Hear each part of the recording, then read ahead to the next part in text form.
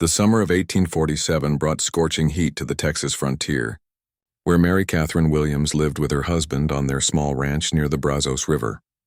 At 23, Mary had already learned to shoot straight, birth calves, and survive the harsh realities of frontier life. Her husband Thomas worked the cattle while she tended their vegetable garden and kept watch for the dangers that lurked in the wild country. That morning started like any other. Mary walked to the creek to fetch water, carrying 2 wooden buckets and humming softly to herself. The sun had barely risen, casting long shadows across the prairie grass. She preferred these early hours when the air was still cool and the world felt peaceful, before the day's work began in earnest. As she approached the creek, something caught her attention. A strange sound echoed from downstream, not the usual babbling of water over rocks, but something else. Something that made her stop walking and listen carefully. It sounded almost like crying, but different, more desperate. Mary set down her buckets and crept quietly toward the sound. Her hand instinctively moved to the knife she always carried on her belt. Living on the frontier had taught her to be cautious, especially when alone. Indians still roamed these parts, and while some were peaceful, others were not. Just last month, the Henderson family had lost their barn to raiders. Following the sound, Mary pushed through a thicket of mesquite trees that lined the creek bank. What she saw on the other side made her heart race. About 50 yards downstream, where the creek made a sharp bend, someone was trapped in what looked like a patch of muddy ground. But this wasn't ordinary mud. It was quicksand, and whoever was caught in it was sinking slowly. The person struggling in the deadly trap was young, maybe 15 or 16 years old. As Mary got closer, she could see it was an Indian boy, dressed in traditional clothing with long black hair braided with feathers. His eyes were wide with terror as he fought against the sand that held him like invisible hands, pulling him deeper with every movement. Mary's first instinct was to run. Her husband had warned her countless times about Indians, telling stories of raids and kidnappings. The boy could be part of a war party. This could be a trap. But as she watched him struggle, something deeper than fear took over. This wasn't a warrior or a raider. This was just a frightened child who was going to die if someone didn't help him. The boy had sunk up to his chest and his struggles were becoming weaker. Mary knew that with quicksand, the more you fought, the faster you sank. She had heard stories from old-timers about people who had been lost to such traps, and she knew she had only minutes to act. Without thinking about the consequences, Mary ran back to where she had left her buckets. Next to the creek grew several long cottonwood saplings. She quickly found one that was about 10 feet long and strong enough to support weight. Using her knife, she cut it down and trimmed off the smaller branches. Racing back to the quicksand, Mary could see the boy had sunk even deeper. His chin was now almost level with the surface of the sand. His eyes met hers across the distance, and she saw something that transcended the barriers of language and culture. Pure human terror and the desperate hope for help. "Hold still," Mary shouted, even though she knew he probably didn't understand English. She used hand gestures, holding up her palms to show him to stop moving. Somehow, the boy seemed to understand and became very still. Mary lay flat on her stomach at the edge of the solid ground and slowly pushed the cottonwood pole toward the trapped boy. The pole was just barely long enough to reach him. "Grab it!" she called out, motioning with her hands. The boy understood immediately. With careful movements, he wrapped both arms around the pole. Mary began to pull, but the suction of the quicksand was incredibly strong. The boy was heavy, and the sand didn't want to let go of its victim. Sweat poured down Mary's face as she pulled with all her strength. Her muscles burned and her hands became raw from gripping the rough bark. But she didn't give up. Inch by inch, she felt the boy starting to move upward. The quicksand made horrible sucking sounds as it slowly released its grip. It took nearly an hour of careful, steady pulling, but finally the boy was able to get his arms and chest above the surface. From there, he could help himself by grabbing onto some exposed roots near the edge of the trap. With a final burst of effort from both of them, he pulled himself onto solid ground. The boy lay on his back, breathing heavily and covered in thick, gray mud.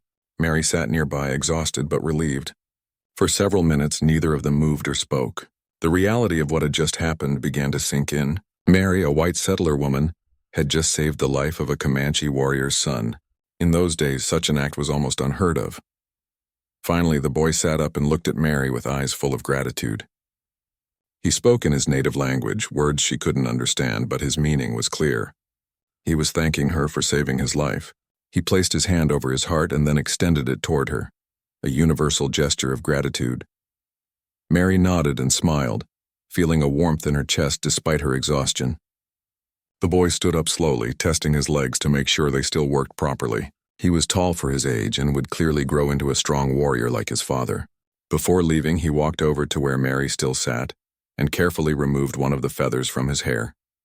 He handed it to her with a slight bow of his head. Then, without another word, the young Comanche warrior disappeared into the brush, heading north toward the hills where his people lived. Mary sat alone by the creek for a long time, turning the feather over in her hands and wondering if she had just made the biggest mistake of her life, or perhaps done the most important thing she would ever do. When she finally returned home with her water buckets, Mary decided not to tell her husband what had happened. Thomas would be furious if he knew she had helped an Indian, even a young one. He would probably make them pack up and move to a more settled area, away from their hard-won ranch. So Mary kept her secret, tucking the feather away in her sewing box and trying to put the strange encounter out of her mind. But deep down, Mary knew this wasn't the end of the story. Something told her that saving the Comanche boy's life would have consequences she couldn't yet imagine. In 3 days, she would discover just how right she was. 3 days passed quietly on the Williams ranch. Mary went about her daily routine of cooking, cleaning, and tending the garden, but she couldn't stop thinking about the young Comanche boy. Every time she walked to the creek for water, she found herself looking toward the spot where the quicksand had nearly claimed his life. The feather he had given her remained hidden in her sewing box, but she took it out each evening to examine it by candlelight. Thomas noticed his wife seemed distracted. "You've been mighty quiet lately," he said over breakfast on the third morning. "Something bothering you?" Mary forced a smile and shook her head. "Just thinking about winter preparations. We should start gathering more firewood soon." It wasn't entirely a lie. Winter was always on a frontier woman's mind, but it wasn't the real reason for her distraction. That afternoon, while Thomas was out checking on their cattle in the far pasture, Mary decided to do some washing by the creek. She gathered up their dirty clothes and made her way down to the water, carrying a large basket and her washing paddle. The weather was still hot, and she looked forward to the coolness near the water. As she knelt by the creek and began scrubbing Thomas's work shirt against the washing rock, Mary heard something that made her freeze. It was the sound of horses approaching, and not just one or two horses, but many. The thunder of hoofbeats grew louder, coming from the north. Mary dropped the shirt and stood up quickly, her heart pounding. Living on the frontier meant that unexpected visitors could bring either good news or terrible danger. The sound was getting closer, and she could tell there were at least a dozen horses, maybe more. That many riders usually meant trouble. She started to run back toward the house, but before she could reach the tree line, they appeared. Coming over the hill north of the creek was a sight that would have terrified most frontier settlers. It was a band of Comanche warriors, at least 20 of them, riding in formation with their chief at the front. Mary stood frozen in place, knowing she could never outrun mounted warriors. Her mind raced through her options, but there weren't many. The house was too far away, and even if she reached it, what could she do? Thomas was miles away with the cattle, and their nearest neighbors were even farther. The warriors reached the creek and stopped about 50 yards from where Mary stood. They sat on their horses, silent and imposing, while their chief dismounted and walked forward. He was a tall, powerful man with graying hair and the bearing of someone who had led his people through many battles. His chest was decorated with traditional markings, and he carried himself with the dignity of a true leader. Behind him, also dismounting, was the young boy Mary had saved from the quicksand. He looked much different now, clean, wearing fresh clothes, and obviously recovered from his ordeal. When he saw Mary, he pointed toward her and spoke rapidly to the chief in their native language. Mary's hands trembled as she watched the chief approach. She had heard terrible stories about what happened to white settlers who were captured by Indians. Her mind filled with images of torture, kidnapping, and death. She thought about Thomas coming home to find their ranch empty and never knowing what had happened to her. But as the chief got closer, Mary noticed something unexpected in his eyes. Instead of anger or hostility, she saw what looked almost like respect. He stopped about 10 feet away from her and spoke in broken English. "You are the woman who saved my son?" His voice was deep and measured, with the authority of someone accustomed to being obeyed. Mary's voice caught in her throat, but she managed to nod. "Yes," she whispered. The chief studied her face for a long moment, then turned and called something to his warriors. 2 of them rode forward, leading a magnificent horse. It was a beautiful paint mare, brown and white, with intelligent eyes and a proud bearing. The horse's mane had been decorated with colorful beads and feathers. "My son tells me you risked your life to pull him from the earth that swallows," the chief said, gesturing toward the quicksand area downstream. "He tells me you could have left him to die, but you did not." Mary found her voice. "He was just a boy. I couldn't let him die." The chief nodded slowly. "Among my people, when someone saves the life of another, especially the son of a chief, there is a debt that must be repaid. My son's life belongs to you now until this debt is settled." Mary didn't know what to say. She had never heard of such a custom, and the idea that she now owned someone's life was both frightening and confusing. The chief continued, "But you are not Comanche, so this debt must be paid in a way you understand." He gestured toward the decorated horse. "This mare is the finest in our herd. She is swift as the wind and loyal as the sunrise. She is yours." Mary stared at the beautiful animal in amazement. She had never owned such a magnificent horse. The horses on their ranch were sturdy work animals bred for pulling plows and carrying loads. This mare was clearly bred for speed and grace. I can't accept such a gift," Mary stammered. "It's too valuable." The chief's expression grew stern. "To refuse would be to dishonor my son and insult our people. The debt must be paid." Mary realized she had no choice but to accept.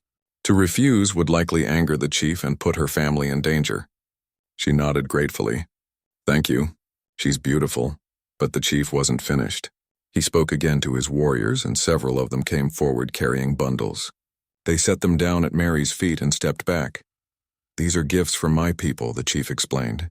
"Blankets woven by our women, tools made by our craftsmen, and dried meat for your family's table. My son told us you live alone here with your husband, far from your own people. These gifts will help you through the hard winter that comes." Mary looked down at the bundles in wonder. The blankets were beautiful, woven in intricate patterns with colors she had never seen before. The tools appeared to be well made and would be useful around the ranch.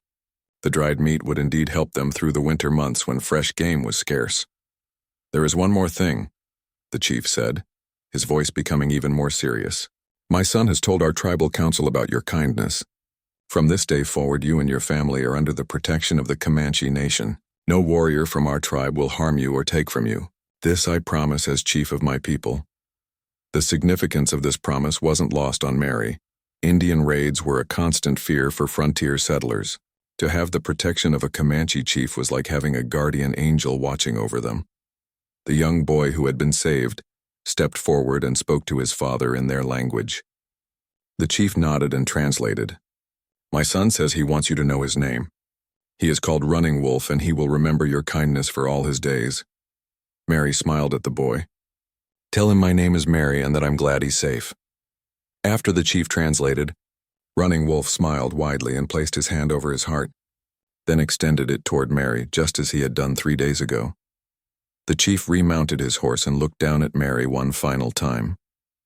"You have shown that there can be understanding between our peoples. Perhaps there is hope that white settlers and Indians can live in peace. Remember, Mary Williams, you are now a friend of the Comanche." With that, the entire band of warriors turned and rode away, disappearing over the hill as quickly as they had appeared. Mary stood alone by the creek, surrounded by valuable gifts and holding the reins of the most beautiful horse she had ever seen. The whole encounter seemed like a dream, but the evidence was real and tangible. When Thomas returned that evening, he was amazed to find his wife with a magnificent new horse and bundles of Indian gifts. Mary finally told him the whole story of saving Running Wolf from the quicksand. Thomas was initially angry that she had taken such a risk, but when he realized the incredible good fortune that had come from her act of kindness, he embraced her proudly. "You may have just secured our future on this frontier," he said, examining the fine craftsmanship of the Indian tools. "With Comanche protection, we can build something lasting here." That night, Mary lay in bed thinking about the strange turn her life had taken. 3 days ago, she had simply been a frontier woman trying to survive in a harsh land. Now she was a friend of the Comanche nation, blessed with gifts and protection that many settlers could only dream of, all because she had chosen compassion over fear when faced with a drowning boy.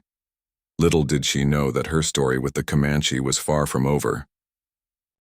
Word traveled fast on the frontier, and within a week every settler within 50 miles had heard the incredible story of Mary Williams and her encounter with the Comanche chief.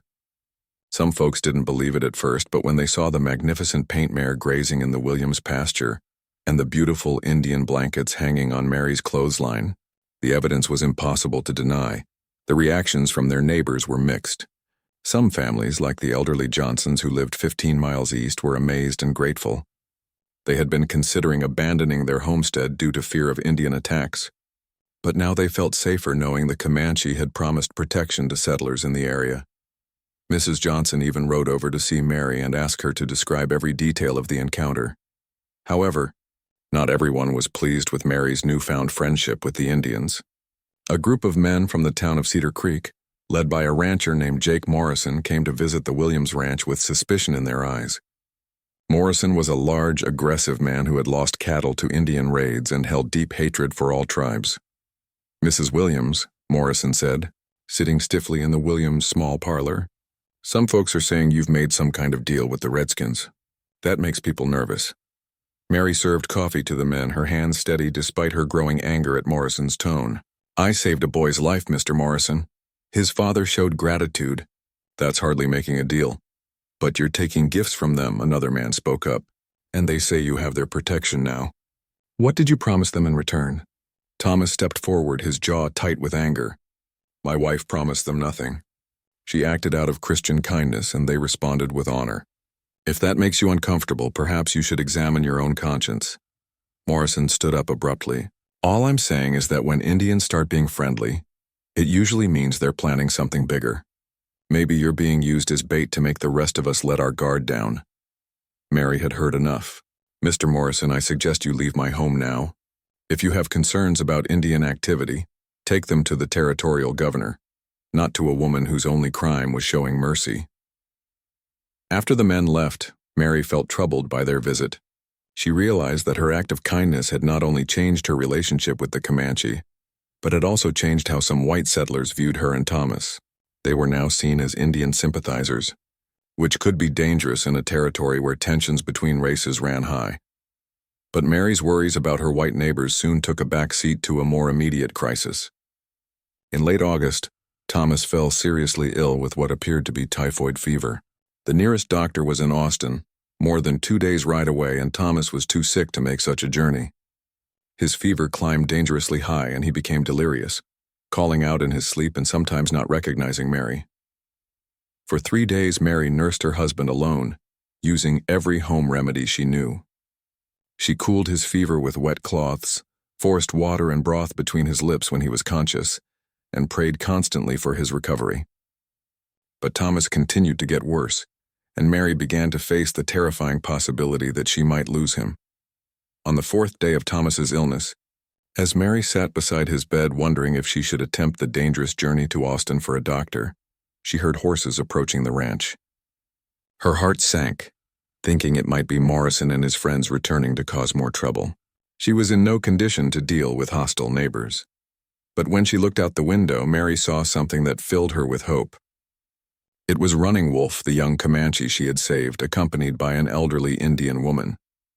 They rode up to the house and dismounted, the woman carrying a large leather bag decorated with intricate beadwork. Mary met them at the door, and Running Wolf spoke in his improving English. "My grandmother hears your husband is sick. She is medicine woman, very powerful healer. She comes to help."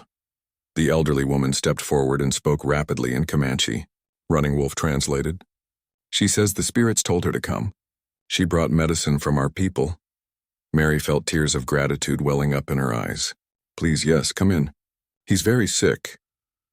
The medicine woman, whom Running Wolf called Singing Bird, examined Thomas with gentle but expert hands. She felt his pulse, looked at his eyes and tongue, and placed her ear against his chest to listen to his breathing. Then she began preparing remedies from the contents of her medicine bag. Mary watched in fascination as Singing Bird mixed various dried herbs and roots, creating several different preparations. Some were made into teas, others into poultices that were applied directly to Thomas's skin. The elderly woman worked with the confidence of someone who had been healing people for many decades. Throughout the day, Singing Bird tended to Thomas while Running Wolf helped Mary with ranch chores.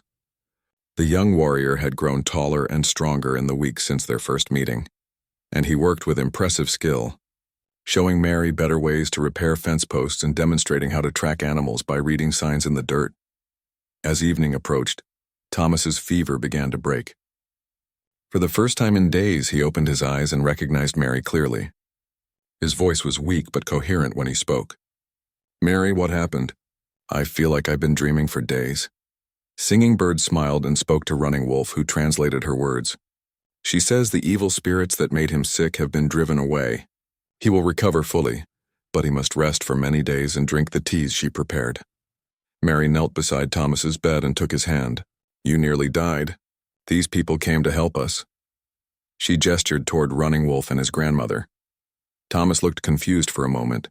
Then recognition dawned in his eyes. "The Indian boy you saved?" "Yes," Mary said. "When they heard you were sick, they came to help just as I helped him." Thomas turned his head to look at Running Wolf and managed a weak smile. "Thank you," he said simply. Running Wolf placed his hand over his heart and extended it toward Thomas just as he had done with Mary by the creek. "You are family now," he said in careful English. Singing Bird stayed for 3 more days, monitoring Thomas's recovery and teaching Mary how to prepare the herbal medicines. She also shared other knowledge: how to identify edible plants, how to predict weather changes by observing animal behavior, and how to treat common injuries and illnesses using natural remedies. On the morning she prepared to leave, Singing Bird spoke at length to Running Wolf, who translated her words for Mary. "She says you have a good heart and healing hands. She wants to teach you more of our medicine ways. If you are willing to learn, she will return when the leaves change color." Mary was honored by the offer. Frontier women needed all the medical knowledge they could get, since doctors were scarce and expensive. "Please tell her I would be very grateful to learn from her." Before they departed, Running Wolf had one more message from his father, the chief. "My father says there are bad white men coming from the east, men who want to drive all Indians from this land. He says you and your husband should be careful. Not all white settlers will understand your friendship with our people." This news troubled Mary, as it confirmed her fears about the reaction of some neighbors to her Comanche friendship. "What should we do?" she asked. Running Wolf thought for a moment before answering. "Be strong. Stay true to your heart. Good people, Indian and white, must stand together against those who choose hate over understanding." As Mary watched Running Wolf and Singing Bird ride away, she reflected on how much her life had changed since that morning by the creek. She had gained not only Comanche protection and gifts, but also knowledge, friendship, and a broader understanding of the world. Her simple act of saving a drowning boy had opened doors she never knew existed. Thomas recovered fully over the following weeks, and he often spoke of his gratitude to the Comanche medicine woman who had saved his life. He began learning some Comanche words from Mary, who practiced the phrases Running Wolf had taught her. Both of them looked forward to Singing Bird's promised return in autumn. But even as the Williams family celebrated Thomas's recovery and their growing friendship with the Comanche, dark clouds were gathering on the horizon. Reports reached them of increasing tensions between settlers and Indians in other parts of Texas, and of government officials who spoke of removing all Indians from their ancestral lands. Mary began to worry that the peaceful understanding she had found with Running Wolf's people might not survive the larger conflicts that seemed to be brewing across the frontier. As autumn arrived in 1847, the Texas frontier began to buzz with disturbing news. Government surveyors had been seen marking boundaries deep in Comanche territory, and rumors spread that the state was planning to open more Indian lands to white settlement. Tensions that had been simmering for months were beginning to boil over into violence. True to her promise, Singing Bird returned to the Williams Ranch in October, when the leaves on the cottonwood trees had turned golden yellow. She brought with her not only Running Wolf, but also 2 other young Comanche women who were learning the healing arts. Mary was delighted to see them again and eager to continue her education in traditional medicine. Over the next 2 weeks, Singing Bird taught Mary skills that would serve her for the rest of her life. She learned to identify dozens of medicinal plants that grew wild on the prairie, how to prepare them properly, and what ailments each could treat. Mary discovered that willow bark could reduce fever and pain, that prairie sage could help with digestive problems, and that the roots of certain wildflowers could stop bleeding from wounds. White doctor medicine is good, Singing Bird explained through Running Wolf's translation. But earth medicine has been healing people since the beginning of time. Both have power when used with wisdom. Mary kept careful notes of everything she learned, creating her own medical reference book that would later help many frontier families. She practiced making poultices and tinctures under Singing Bird's watchful eye, and the elderly medicine woman nodded approvingly at Mary's quick understanding. During this peaceful time, Mary also learned more about Comanche culture and traditions. Running Wolf, now nearly 17 and showing signs of becoming a formidable warrior, taught her basic words in his language and explained the complex relationships between different Comanche bands. She discovered that his father was not just any chief, but the leader of one of the most powerful and respected groups in the entire Comanche nation. "My father leads the Penteca band," Running Wolf explained proudly. "We are known as the Honey Eaters because we know where the wild bees make their homes. We have lived on this land since the beginning of memory, following the buffalo herds and living free under the sky." Mary began to understand that the Comanche people had a deep spiritual connection to the land that went far beyond simple ownership. To them, the prairie was not just territory to be claimed and divided, but a living entity that provided everything needed for survival. This perspective was very different from the way most white settlers viewed the landscape. However, their peaceful autumn was interrupted by troubling news.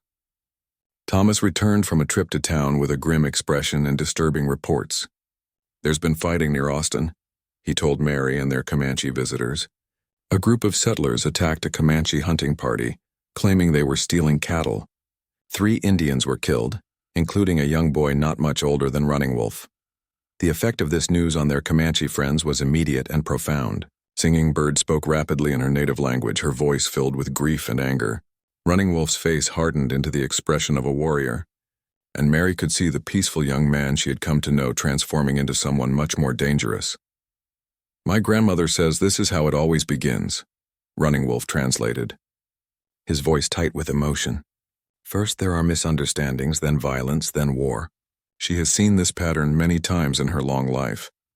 Mary felt her heart sinking as she realized that the friendship and understanding she had worked so hard to build might be destroyed by the actions of others. "What will happen now?" she asked. Running Wolf was quiet for a long time before answering. "My father and the other chiefs will meet in council. Some will call for revenge. Others will counsel patience.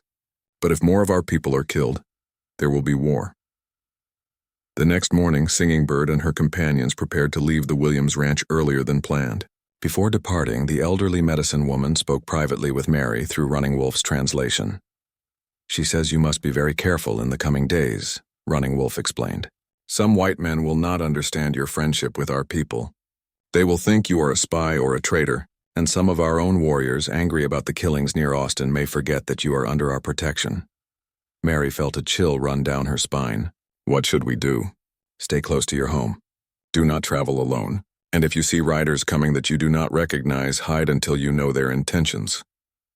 Running Wolf paused, then added his own words. "I will try to come back soon to check on you, but things are changing quickly. My father may need me to stay with the War Council." After their Comanche friends left, Mary and Thomas found themselves in an increasingly dangerous position. They were caught between 2 worlds that seemed to be moving inevitably toward conflict. Their friendship with the Comanche had given them valuable protection and knowledge, but it had also marked them as suspicious in the eyes of many white settlers. This suspicion became dangerous reality a week later when Jake Morrison returned to the Williams Ranch, this time accompanied by a dozen armed men. Mary recognized some of them as local ranchers, but others were strangers with hard faces and military-style clothing. "Mrs. Williams," Morrison said, not bothering to dismount from his horse, "we've come to ask you some questions about your Indian friends." Thomas stepped out of the house carrying his rifle. "State your business, Morrison, then get off my land." One of the strangers, a man with a colonel's insignia on his coat, spoke up. "I'm Colonel James Patterson, Texas Rangers. We're investigating reports of settlers collaborating with hostile Indians." Mary felt her blood run cold. The Texas Rangers were known for their harsh treatment of Indians and anyone who sympathized with them. Being accused of collaboration could mean imprisonment or worse. We haven't collaborated with anyone, Mary said firmly. I saved a boy's life and his family showed gratitude. That's hardly collaboration. Colonel Patterson dismounted and walked closer to the house. We have reports that you've been receiving gifts from Comanche warriors, that you've been learning their customs and language. Some folks think you might be passing information to them about settler movements and military plans. That's ridiculous, Thomas said angrily.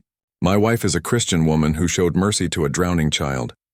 If you want to call that collaboration, then your definition of the word is seriously flawed. But Colonel Patterson was not easily deterred. We also have reports that Indian medicine women have been visiting your ranch. That suggests a level of involvement that goes beyond simple gratitude. Mary realized they were in serious trouble. The Rangers had been watching them probably for weeks. Someone had been reporting on their activities with the Comanche, and now those reports were being twisted into evidence of treason. An elderly woman helped nurse my husband back to health when he was dying of fever, Mary said. She probably saved his life. Are you suggesting I should have refused medical help for my dying husband? Morrison leaned forward in his saddle. What we're suggesting, Mrs. Williams, is that you've gotten too friendly with the enemy. And now that enemy has killed 3 white men near Austin. The implication was clear. Mary and Thomas were being held responsible for the actions of all Comanche warriors, simply because they had befriended some members of the tribe. Colonel Patterson pulled out a piece of paper from his coat. This is a warrant to search your property for evidence of collaboration with hostile Indians. You can cooperate or we can search by force. Thomas and Mary had no choice but to allow the search. The Rangers went through their house methodically, looking for anything that might suggest treasonous activity. They found the beautiful blanket Singing Bird had given them, the tools from the Comanche craftsman, and Mary's carefully written notes about medicinal plants and Indian customs. This looks like intelligence gathering to me, Colonel Patterson said, examining Mary's medical notes. Detailed information about Indian practices and beliefs. Those are medical recipes, Mary protested. Remedies for fever and injuries. Any frontier woman would be grateful to have such knowledge, but the Rangers confiscated Mary's notes anyway, along with most of the gifts they had received from the Comanche. They also took several of Thomas's guns, claiming they needed to ensure the weapons wouldn't fall into Indian hands. Before leaving, Colonel Patterson delivered a stern warning. Mr. and Mrs. Williams, you are being watched. Any further contact with hostile Indians will result in your arrest and prosecution for treason against the state of Texas. I suggest you remember where your loyalties should lie. After the Rangers departed, Mary and Thomas sat in their ransacked house and contemplated their situation. They had tried to build bridges between 2 cultures, but the growing conflict around them was making such bridges impossible to maintain. What are we going to do? Mary asked, looking at the empty spaces where their beautiful Indian gifts had been displayed. Thomas put his arm around his wife's shoulders. We're going to survive, he said grimly. But I'm afraid our days of friendship with the Comanche may be over. Neither of them knew that Running Wolf had been watching the entire confrontation from a hill overlooking their ranch, and that he was already riding hard toward his father's camp to report what he had seen.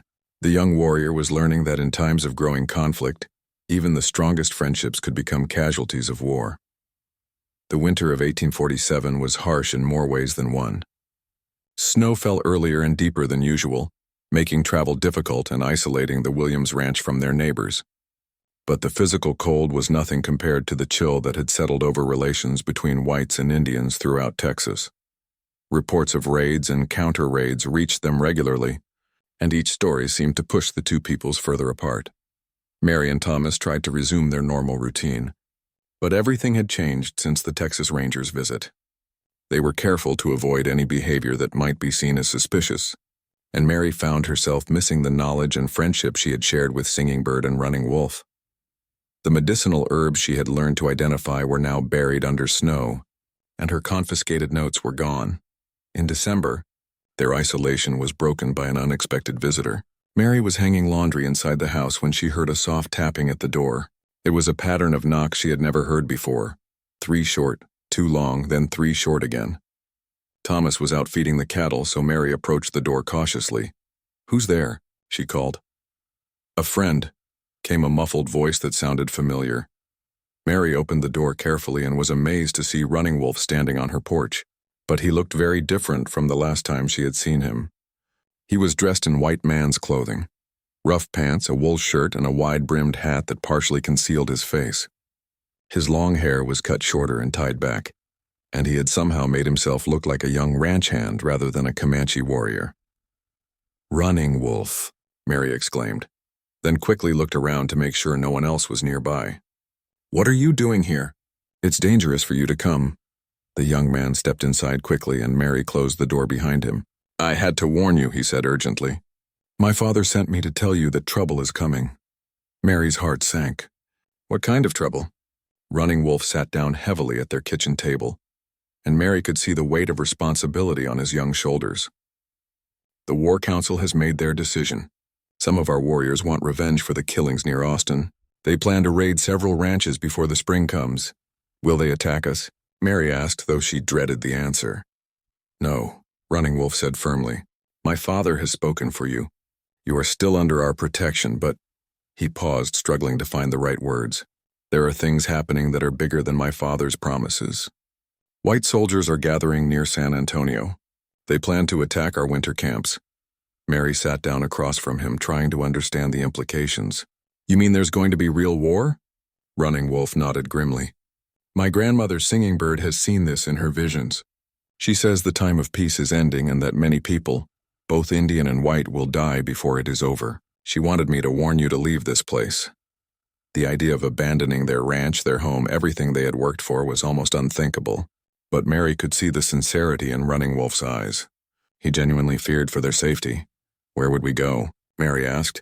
"East, toward the more settled areas, away from the frontier. My grandmother says the fighting will be worst here, in the borderlands where our peoples meet." Thomas chose that moment to return from his chores, stamping snow off his boots as he entered the house. He stopped short when he saw Running Wolf, his hand instinctively moving toward his rifle. "It's all right," Mary said quickly. "He came to warn us." Running Wolf stood respectfully as Thomas entered. Despite the growing tensions between their peoples, the young Comanche still honored the man whose life his grandmother had saved. "Mr. Williams," Running Wolf said formally, "I bring greetings from my father and warnings from our Council of Chiefs." Thomas listened carefully as Running Wolf repeated his warnings about the coming conflict. When the young warrior finished speaking, Thomas sat down heavily and rubbed his face with his hands. "We can't leave," Thomas said finally. "This ranch is everything we have. If we abandon it now, we'll lose everything we've worked for."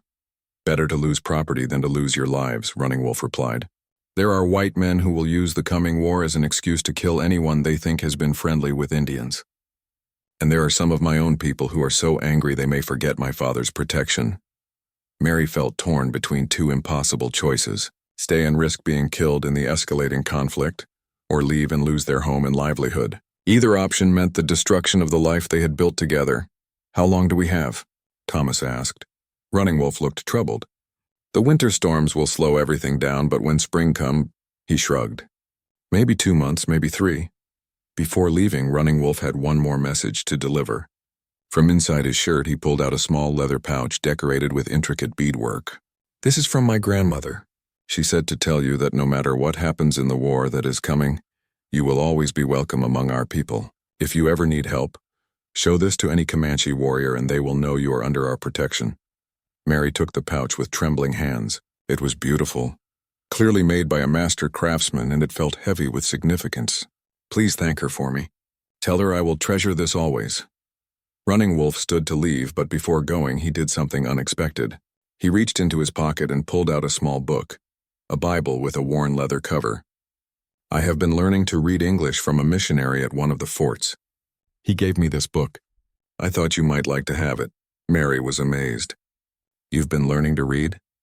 Running Wolf nodded. "My father says the world is changing, and our people must learn new ways to survive. He thinks some of us should understand white man's medicine, white man's writing, white man's laws. Maybe someday this knowledge will help make peace between our peoples."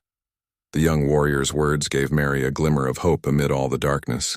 Perhaps the coming conflict wouldn't destroy all possibility of understanding between Indians and whites. Perhaps people like Running Wolf, who could walk between both worlds, would eventually help heal the wounds that war would create. After Running Wolf left, disappearing into the snowy night as quietly as he had come, Mary and Thomas sat by their fire and discussed their options. They talked long into the night, weighing the risks of staying against the certainty of losing everything if they left. In the end, they decided to stay through the winter and see what spring would bring. They would prepare for the worst while hoping for the best. Thomas began checking and cleaning all their weapons, while Mary started gathering supplies that could sustain them through a siege if necessary. But even as they made their practical preparations, Mary couldn't stop thinking about Running Wolf's transformation. The boy she had saved from Quicksand was growing into a man who understood that survival in the changing world would require more than warrior skills. He was learning to read, to speak English well, to understand white culture while remaining true to his own heritage. Mary began to realize that her simple act of mercy by the creek had done more than save one life. It had created a bridge between two worlds at a time when such bridges were desperately needed. Even if war came, even if that bridge seemed to be burning, perhaps something good could still grow from the connection she had made with Running Wolf and his people. As winter deepened and the winds howled around their isolated ranch, Mary held on to that hope like a lifeline. She didn't know what the spring would bring, but she knew that somewhere in the vast wilderness, there were people who remembered her kindness and would remember it even when the world around them descended into chaos. The sacred pouch from Singing Bird sat on Mary's dresser, a tangible reminder that some bonds transcend the hatred and fear that drive people to war. Whatever happened in the months to come, that bond would endure. Spring came early to Texas in 1848, and with it came the violence that Running Wolf had predicted. By March, reports reached the Williams Ranch of battles throughout Comanche territory. The Texas Rangers and U.S. Army had launched coordinated attacks on Indian villages, while Comanche war parties struck back at isolated ranches and settlements. The frontier had become a war zone. Mary and Thomas had spent the winter preparing for trouble, but they were still not ready for what happened on a warm April morning. Mary was in her garden, planting the seeds she had saved from the previous year, when she heard the sound that had become a nightmare for every frontier settler, the thunder of approaching horses at full gallop. Looking up from her work, Mary saw a sight that filled her with terror. At least 30 Comanche warriors were racing toward the ranch, their faces painted for war and their weapons ready for battle. These were not the peaceful visitors she had known. These were warriors bent on destruction, and they were coming fast. Mary dropped her gardening tools and ran toward the house, screaming for Thomas. But before she could reach the door, the war party surrounded the ranch buildings. Mary found herself trapped in the open, with nowhere to run and no way to reach her husband or their weapons. The leader of the war party, a fierce-looking warrior with scars across his face and chest, dismounted and walked toward Mary with his tomahawk raised. His eyes burned with hatred, and Mary could see that he intended to kill her where she stood. She closed her eyes and prepared to die, thinking of Thomas and praying that he would survive somehow. But the killing blow never came. Instead, Mary heard shouting in Comanche and the sound of horses moving quickly. When she opened her eyes, she saw Running Wolf on his magnificent warhorse, placing himself between Mary and the scarred warrior. He was speaking rapidly in his native language, his voice filled with authority despite his youth. The scarred warrior answered angrily, gesturing toward Mary and the house with his weapon. Mary couldn't understand the words, but she could hear the rage in his voice. Other warriors joined the argument, some supporting their leader, others seeming to side with Running Wolf. The confrontation grew more heated, with several warriors shouting at once. Mary stood frozen in the middle of it all, understanding that her life hung in the balance of this fierce debate. Finally, the scarred warrior made what seemed to be a final angry statement and turned away from Mary. Running Wolf dismounted quickly and moved to Mary's side. "Are you hurt?" he asked urgently. Mary shook her head, too frightened to speak. Around them, the other warriors remained mounted but had lowered their weapons slightly. "Where is your husband?" Running Wolf asked. "In the house," Mary whispered.